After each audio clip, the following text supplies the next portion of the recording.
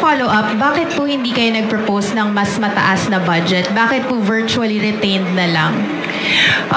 Dahil sa mga susunod na taon, kung magkakaroon tayo ng budget. Last po, ma'am. VP, with our strong partnership with various sectors, ano po yung maaasahan ng ating mga kababayan mula po sa tanggapan ng pangalawang Pangulo in the next coming years, especially katunaas sa mga GIDA area, ma'am? Oo.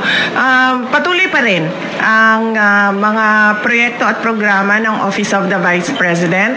Nawala lang yung medical and burial assistance at nawala yung feeding program natin, ang pansarap feeding program natin dahil hindi na talaga namin ma-stretch yung budget na inilaan para sa Office of the Vice President. Pero lahat ng iba pang mga budget, lahat ng iba pang mga proyekto kung nakikita nyo, ay tutuloy pa rin sila. In fact, sa aming 1 million trees na sana ay target ngayong 2028 matapos 1 million. Kung nakikita niyo kanina, approximately nasa 800,000 na tayo. So expectation namin ay matatapos natin ngayong taon ang 1 million trees para sa ating bayan mula sa Office of the Vice President at sa ating mga partners. At ang usapan na lang namin ay itutuloy pa rin namin yung tree planting beyond sa target namin na 1 milyong puno. Okay. Thank you. Next question, Katrina Domingo, ABS-CBN.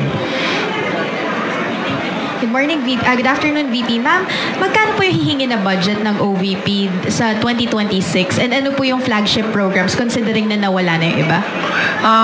Sa 2026 budget, submit kami ng proposal na 733 million pesos. Hindi siya kalayuan doon sa approximately 700 million na ibinigay noong nakaraang taon para sa Office of the Vice President. Hindi siya malayo sa 2025 budget ng Office of the Vice President.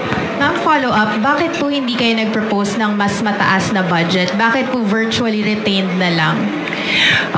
Dahil inaasahan ko naman na hindi ibibigay yung budget ng Office of the Vice President dahil nga hindi naman kami kaalyado ng administrasyon at nakita na natin yon noong nakaraang taon na syempre kung hindi ka sumusunod, hindi ka kaalyado ay hindi ka mabibigyan ng pondo para sa mga proyekto ng opisina mo. Kaya nagdesisyon ako na kung ano yung budget na ibinigay ngayong taon na ito, ay yun din yung budget. Naglagay lang kami ng konti para sa inflation, yun din yung budget para sa susunod na taon. Dahil ayaw kong napapahiya at pinapahiya yung mga ibang personnel ng Office of the Vice President, lalong-lalo na kapag nandun na sila sa House of Representatives or sa Senate na nakaharap yung ating mga miyembro ng Kongreso.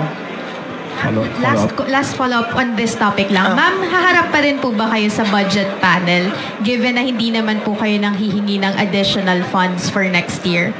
Ang Office of the Vice President, oo. Ako hindi pa kasi hindi naman namin alam kung kailan yung schedule.